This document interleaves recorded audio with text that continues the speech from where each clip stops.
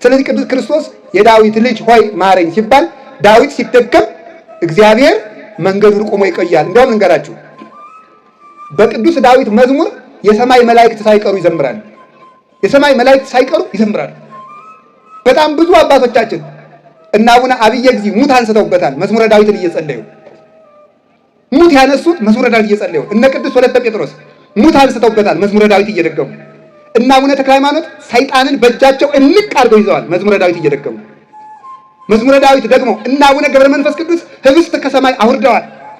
ተሰፍ የማነቆት አጸግብ ለሁሉ እያሉ እየዘመሩ ማለት ህብስት አውርደው ለእነ አቡነ ሳሙኤል ማስተናገጃ ባይታዊ ምን ቤት ስለሌላቸው ቆሎ እንጀራ ቂጣ ስለሌለ እንግዳ ቢመጣ የዳዊትን መዝሙር ሲጸልዩ ህብስት ወርዶላቸው እንግዳ ሸኝተዋል።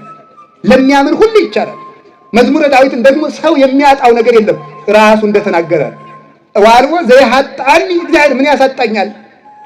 እኔን የሚያጣበትን ቦታ የለም። ገደል ብትጥሉኝ ራሱ እኔን እግዚአብሔር አያጣኝም ሲል ዘይሐጣኒ ይላል። እኔን የፈለገ ቦታ ብትደብቁኝ እግዚአብሔር እኔን አያጣኝም ይላል ቅዱስ ዳዊት። እናት ቢሆን ፈልጋ ቢበዛ ለፖሊስ ኮሚሽን ተናግራ ማስታወቂያ ታስነግራለች። ልጇን ቢያግቱባት ማለት ነው።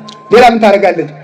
ከእግዚአብሔር ግን ሰውን ፈልጎ ማስቀረት ስለማይቻል እኔን የትም ገደል ብትጥሉኝ ከዘመዶቼ መሰወር ትችላላችሁ፣ ከእግዚአብሔር ዓይን ግን መሰወር አትችሉም ይላል። እንደ ጎርጎርዮስ ዘአርማንያ ገደል ውስጥ ወርውረውት 15 ዓመት ገደል ውስጥ ኑሮ እግዚአብሔር ከ15 ዓመት በኋላ የወረወረውን ንጉሥ ወደ አውሬነት ቀይሮ እንዲወጣ እንዳደረገው ማለት ነው። ድርጣድስን ከእግዚአብሔር እጅ ማምለጥ፣ መሸሸግ፣ መቀማት አይቻልም። በጎቼ የኔ ናቸው አልቦ ዘይሃይደኒ እምኔ ብሏል ጌታ ዮሐንስ 10 ላይ በጎቼ የኔ ናቸው። የኔን በጎች ከእጄ መንጠቅ የሚቻለው አንዳች ሰው የለም ይላል። የክርስቶስ በጎች ምዕመናንን ከክርስቶስ እጅ መንጠቅ የሚችል የለም። ወለክሙሰ ስርተ ርእስክሙኒ ሁሉ ቁጡ የራስ ጠጉራችሁ እንኳን የተቆጠረች ናት። ከራስ ጠጉራችሁ አንዲት እንኳን የሰማይ አባታችሁ ሳያውቅ አትነቀልም ብሏል። ይህንን ያመነ ፍጹም ታማኝ፣ ፍጹም ደግ፣ የእንባ ሰው፣ የንስሐ ሰው፣ የትርምት ሰው ሩህሩህ ነበር ቅዱስ ዳዊት። ይገባኛል የሚል አመስጋኝ፣ የገዛ ልጁ አሰድዶት በበረሃ ሲሄድ ቀን ሲጥል የማይደረግ የለ አይደለም። ሳሚ ወልደ ጌራ የሚባል መናጢ በመንገድ ቆይቶ አንተ የውሻ ሬሳ አይመሰል ካለው ንጉሱን ዳዊትን ጋሻ ጃግሮቹ እነ ኢዮአብ ኃያላኑ ይሄ ምን ይመስላል? ልሂድና ተጨባውን ቆርጬ ላምጣው። ንጉሱ እንዴት ይሰድባል አለው። ምን አልኳችሁ? ተው እግዚአብሔር ስደበው ብሎታል አለ። እንዴ እኮ ይገርማል። ሲሰደብ ንጉስ ነኝ ብሎ ሳይቀየም ተውማ ለሌላ ቀን ኃጢአቴ እግዚአብሔር ስደበው ብሎት ነው አለ። በዚያ ጊዜ የተሰደደ ቅዱስ ዳዊት በድሎ አልነበረ። ሳይበድል ተሰዶ እየተሰደበ እግዚአብሔር ስደበው ብሎት ነው። ለምን? ዛሬ ባይበድል በሌላ ቀን በድሏልና። አሁን አንዳንድ ቀን እኛ የምንለውን ሰምታችኋል። አሁን አንድ ሰው ደርሶ ሌባ ቢላችሁ ምን ትላላችሁ? ምን ሰርቅ አይተኛል? ዛሬ ባሰርቅ ማክሰኞ ዕለት ሰርቃል፣ ወይ አምና ሰርቃል፣ ወይ ዛሬ 10 ዓመት ሰርቃል። የሚታሰበው እንደዚህ ነው። የሌለበትን ኃጢአት እንኳን የሚቀበል ማን? ቅዱስ ዳዊት። እንዲህ ያለ ሰው ስለነበረ እግዚአብሔር የዳዊት ስም ሲጠራ ጠላቱን የራራ ሁልጊዜ 3 ጊዜ 4 ጊዜ ጨብጦ የራራ ስለሆነ የቅዱስ ዳዊት ስም ሲጠራ ምን ያደረገ? እግዚአብሔር ይቆማል። ቅዱስ ዳዊት ፈቃዱን ለእግዚአብሔር የሰጠ ሰው ነበር። ፈቃዱን ለእግዚአብሔር እንደምታውቁት ከዕለታት አንድ ቀን ውሃ ጠምቶት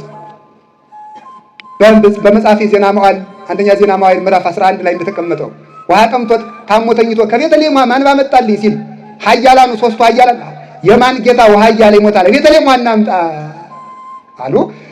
የቤተልሔም ውሃ ትጣፍጣለች እንደ ልደታ ውሃ ይላል ሊቃውንት። እንግዲህ የልደታን ውሃ ዳችሁ ቅመሱ። የልደታ ውሃ ጸበናት እንደ ልደታ ውሃ ትጣፍጣለችና ዳዊት አማረችው። ልደታ አካባቢ ጠይቄ ነበር፣ ማዶ አካባቢ ያለችው ጸበናት አሉ እንድትጠጧት። እሺ ብፁዕ አባታችን አቡነ ዮሐንስ ደግሞ የልደት ዕለት የዛሬ ዓመት ነው 2 ዓመት አይ የልደታ ውሃ ብቻ ሳይሆን ጎንደር ብዙ የሕይወት ውሃ ይፈልቃል።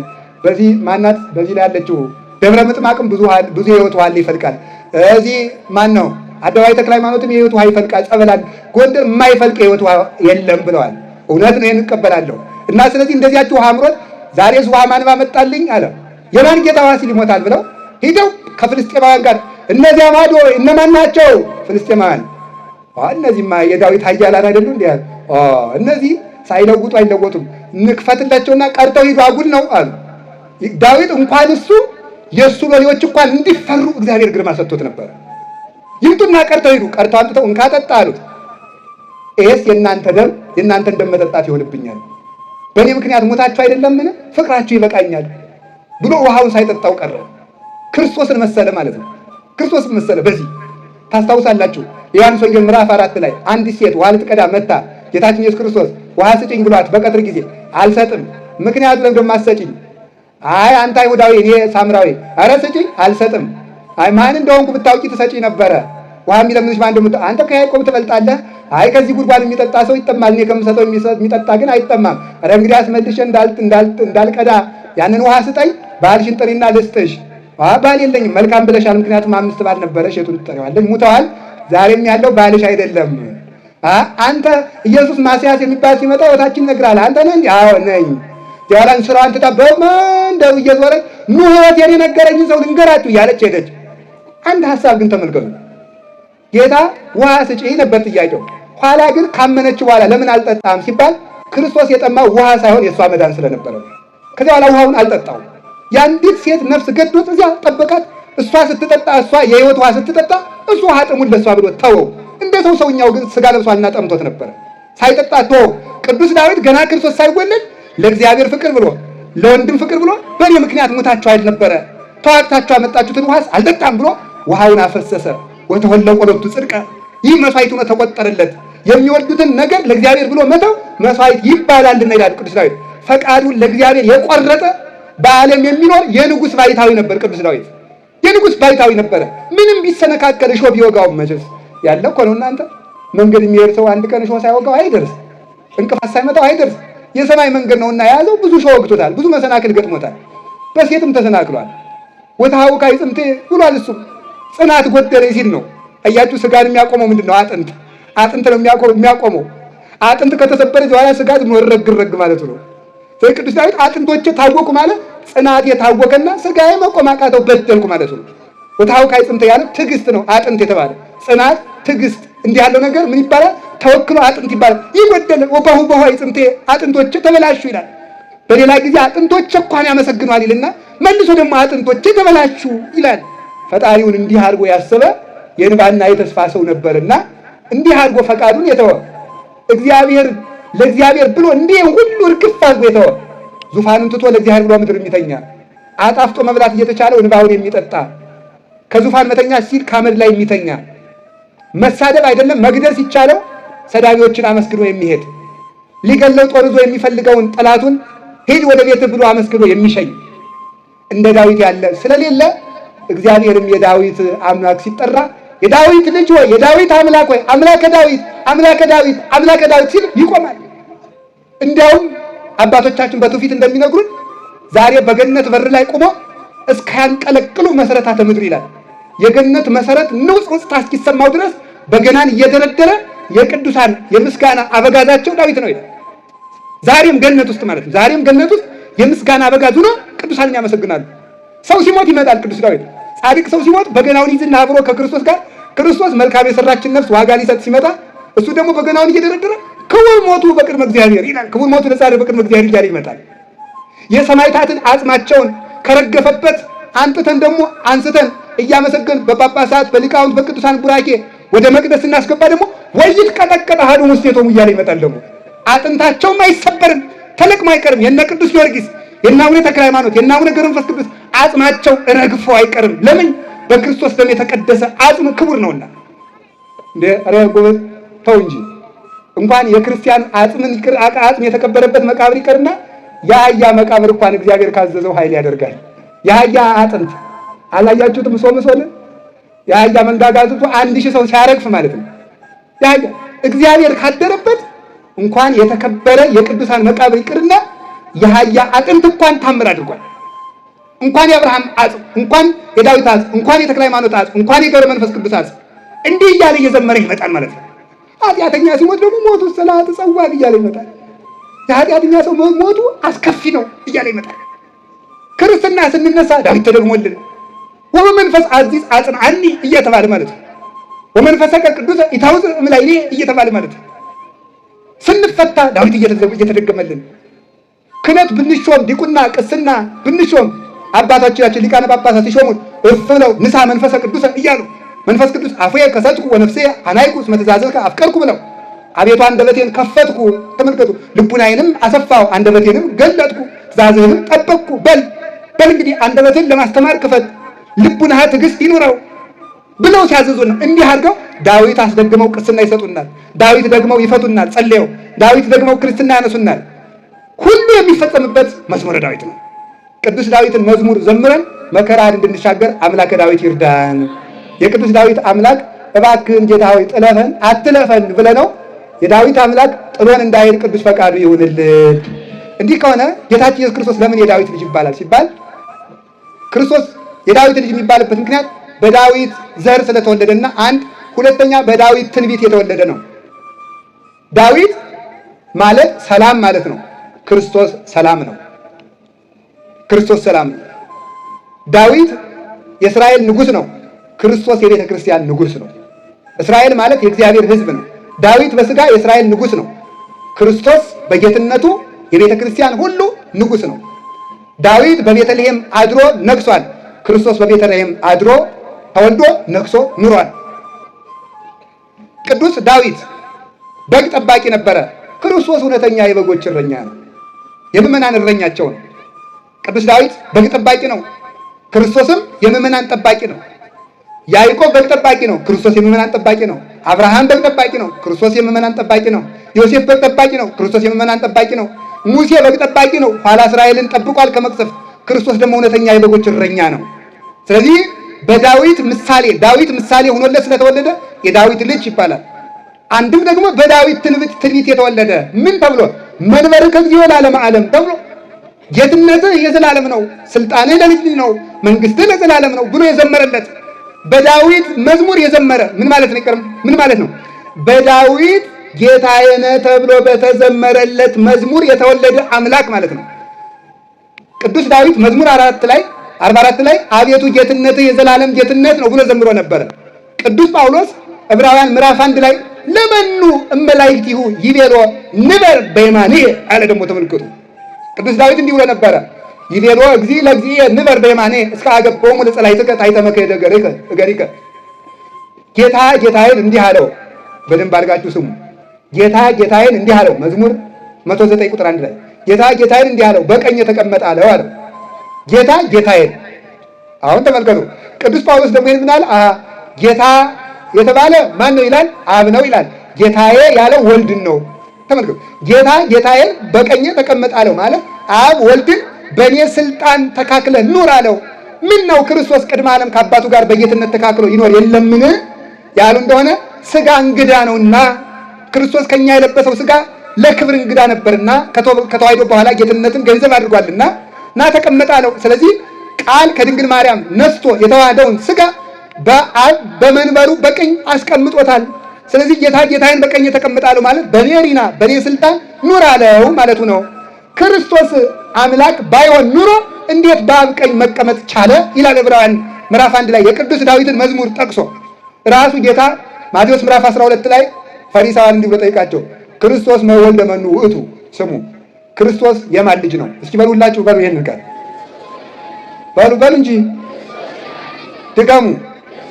ክርስቶስ የማን ልጅ ነው? መለሱ የዳዊት ልጅ አሉት። እስራኤላውያን ጻፍት ፈሪሳውያን እንዲህ አሉት። ማቴዎስ 12 ላይ ጌታ ምን ብሎ ጠየቀ? ረስቸው ሲልገሪ አቤት አይሁድ ደግሞ ምን አሉት? የዳዊት እሱ ደግሞ ምን እንዳለው ታምጣላችሁ? ልጁ ከሆነ እንዴት ጌታ ያለው አላቸው። መልስ የለም። ዝም ጨጭ አሰኛቸው ቤታቸውን። ልጁ ከሆነ እንዴት ጌታዬ ነው አለው አለ። አሁን ልብ ብላችሁ ስሙ። ልጁ ከሆነ እንዴት ጌታ ያለው ምን ማለት ይመስላችኋል? አይ እነሱ የዳዊት ልጅ ነው የሚለው ከዳዊት ዘር የተወለድክ ፍጡር ነህ እያሉት ነው። እሱ ደግሞ የለም ፍጡር ከሆንኩማ ጌታ አይለኝም ነበረ። ስለዚህ በስጋ ከሱ ብወለድም የዳዊት ፈጣሪ ነኝ ማለቱ ነው። የዳዊት ፈጣሪ ነው። እንደናንተ የዳዊት ዘርማ እናንተስ የዳዊት ዘር ነጥሩ የለ እናንተስ የአብርሃም ዘር ነጥሩና ሰውን ለማዳን ስጋ ለብሼ በመጣም እኔ የዳዊት ፈጣሪ ነኝ። ፈጣሪው ባልሆን ኑሮ ጌታ ዳዊት ጌታ አይለኝም ነበር። አሁን ክርስትናን የሚቃወሙ አንዳንድ ወንድሞቻችን ምን ይላሉ? መጽሐፍ ቅዱስ ላይ ኢየሱስ ክርስቶስ እኔ አምላክ ነኝ ብሎ የተናገረበት አንድ ጥቅስ ካሳያችሁኝ እኔ ዛሬ ክርስቲያን ሆናለሁ ይላል። ይኸው ዛሬ ያሳይተናቸዋል። ምን ይላል? ምንድን አለው? እኔ የዳዊት ጌታ ነኝ አለ። የዳዊት ጌታ ነኝ ጌታዬ ብሎኛል። እዛ ሄደና ምን አለው?